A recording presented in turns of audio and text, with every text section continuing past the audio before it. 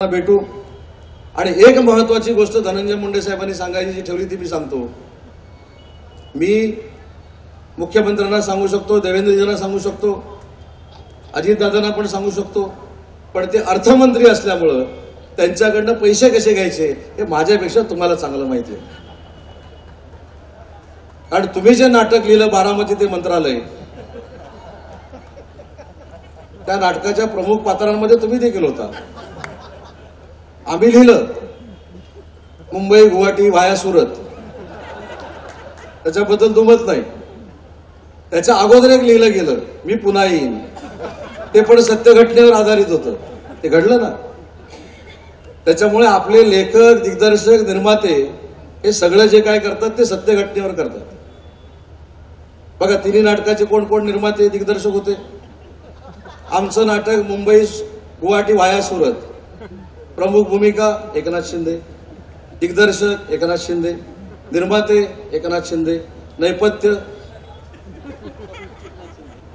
तुमचे, प्रमुख भूमिका अजितदादा, नेपथ्य अजितदादा, दिग्दर्शन अजितदादा, लेखन हे पण अजितदादा। आणि पहिलं जे नाटक सांगितलं सत्य घटनेवर आधारित ते सगळं प्रत्यक्षात उतरवलेलं आहे। आणि म्हणून आपल्यासारख्या कलाकारांची जबाबदारी आहे की महाराष्ट्रातल्या कुठच्याही कलाकारांवर कधीही अपमानाची वेळ येणार नाही, त्यांना दुखवण्याची वेळ येणार नाही, आणि जे जे दुखवतील त्यांना जाग्यावर आणण्याची भूमिका देखील आपण राज्यकर्त्यांनी घेतली पाहिजे। असं समजत असताना चांगलं व्यासपीठ असलं पाहिजे, चांगला रंगमंच असला पाहिजे, आणि चांगला रंगमंच तयार होऊन जे मुंबईला ते येतील ते मुंबईला देखील त्यांना चांगल्या सोयी सुविधा मिळाल्या पाहिजे। प्रशांतजी, मला आपल्याला एक सूचना विनंती करायची आहे।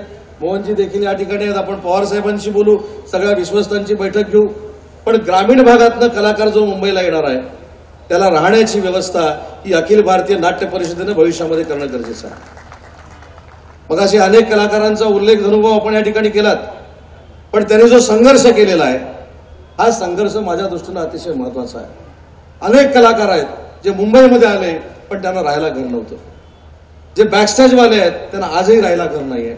आणि म्हणून याच्यासाठी वृद्धाश्रमाची संकल्पना जी पुढे आलेली आहे, आज मी धनंजय मुंडे साहेबांच्या समोर उद्योग खात्याचा मंत्री म्हणून जाहीर करतो की मुंबईच्या जवळ 2 एकर जागा या वृद्धाश्रमाला देण्याची जबाबदारी आज या कार्यक्रमाच्या निमित्तानं आणि मोफत महाराष्ट्र शासन तुमच्याकडनं 1 रुपया घेणार नाही।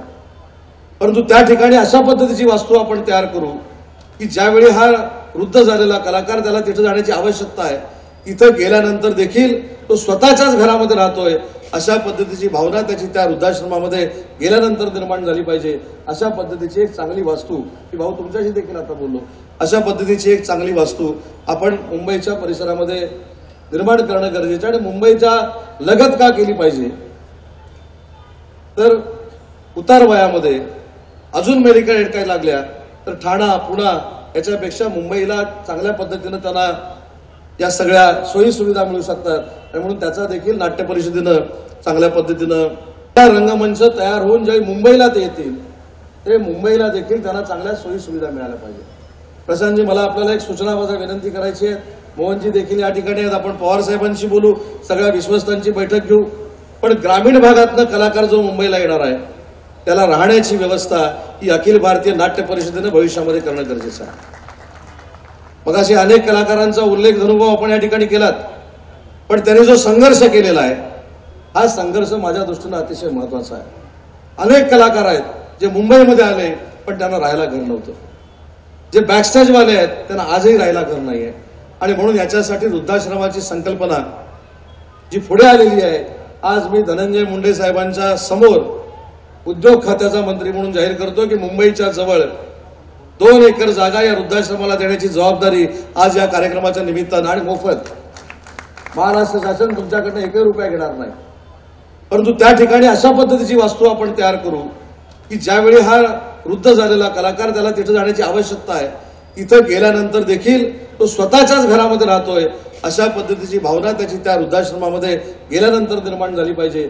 अशा पद्धतीची एक चांगली वास्तू, की भाऊ तुमच्याशी देखील आता बोललो, अशा पद्धतीची एक चांगली वास्तू आपण मुंबईच्या परिसरामध्ये निर्माण करणं गरजेचं आहे। आणि मुंबईच्या लगत का केली पाहिजे तर उतार वयामध्ये अजून मेडिकल एड काय लागल्या तर ठाणा पुणा याच्यापेक्षा मुंबईला चांगल्या पद्धतीनं त्यांना या सगळ्या सोयी सुविधा मिळू शकतात आणि म्हणून त्याचा देखील नाट्य परिषदेनं चांगल्या पद्धतीनं विचार.